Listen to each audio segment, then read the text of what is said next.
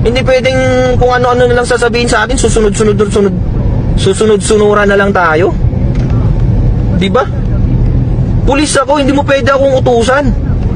Patrolman lang ako, pero hindi mo ko pwedeng utusan ng mali. Kahit sino ka pa. Kahit ikaw pang presidente, sabihin ko na nga sa'yo, kahit si Bongbong Marcos pang mag-utos sa akin ng mali, hindi ako susunod sa kanya, kahit tanggalin niya akong pulis. Diba? Ba't ako susunod sa kanya? Sino ba siya? Siya ba ang boss ko? Hindi ko siya boss. Ang boss ko, yung nagpapasahod sa akin. Sino bang nagpapasahod sa akin? Mga Pilipino. Diba? Mga Pilipino ang nagpapasahod sa akin. Ba't ako susunod sa presidente? Ano ba siya? Presidente lang siya. Diba? Ako, pulis ako. Pwede ko siyang arestuhin pagka wala siya sa serbisyo. Pagka wala siya sa pwesto niya. Diba? Kung walang pulis sa Pilipinas, sino na lang mag-aaresto sa mga tiwaling opisyal na yan?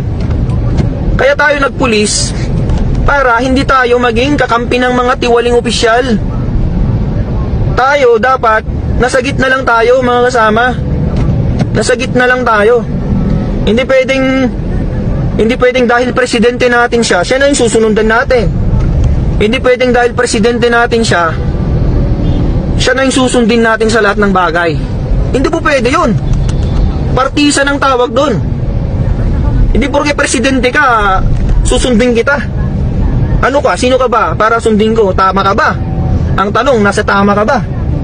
Para sundin kita. Diba?